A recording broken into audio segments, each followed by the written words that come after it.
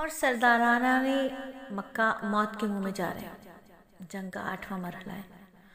اب صنادید قریش نے قافلے کے بچاؤ کے لیے بھرپور مظاہرہ کیا۔ ایک دم اسلحے سے لیس ہو کر انتہائی بہادر اور جنگجو افراد پر مشتمل کچھ کم 1000 کا لشکر جرار نکلنے کے لیے تیار ہو گیا۔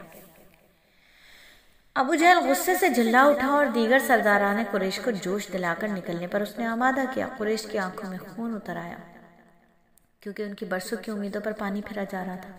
ہر گھر کی پونجی قافلے میں لٹ رہی تھی۔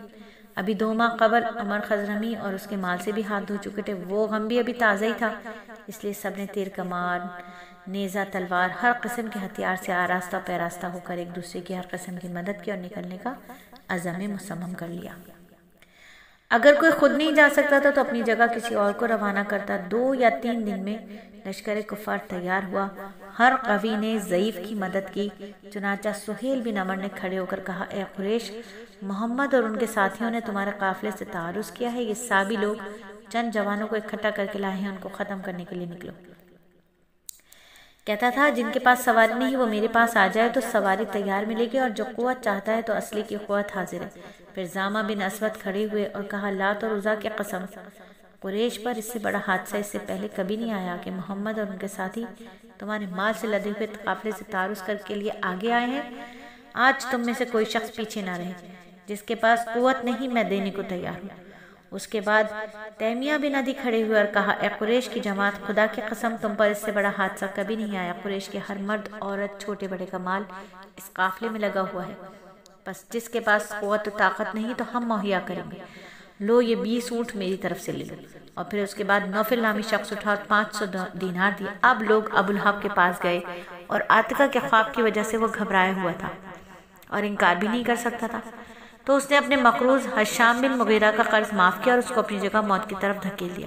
پھر عتبہ اور شیبہ اسلحے کو ٹھیک کر کے نکل آئے اور ان کے غلام عداس نے ان سے کہا، اے میرے سردار، میری ماں باپ تم پر قربان ہو، خدا کی قسم محمد صلی اللہ علیہ وآلہ وسلم اللہ کے رسول ہیں اور تم اپنی مقتل گاہ کی طرف بڑھے جا رہے ہو۔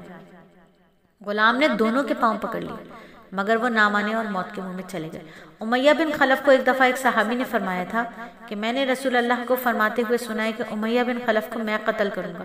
امیہ نے پوچھا، تم نے خود سنا ہے؟ صحابی نے کہا، ہاں۔ اس بات سے امیہ سخت گھبرایا ہوا تھا اور نکلنے کے لیے تیار نہیں تھا۔ ابو جہل اور عقبہ بن ابی معیط ان کے پاس آئے۔ عقبہ کے ہاتھ میں لوبان کی انگیٹھی تھی جس سے اود کا دھواں اٹھ رہا تھا۔ عقبہ نے اس انگوٹھی کو امیہ کے سرین کے نیچے رکھ دیا اور کہا، اس کی دھونی لو کیونکہ تو عورت ہے۔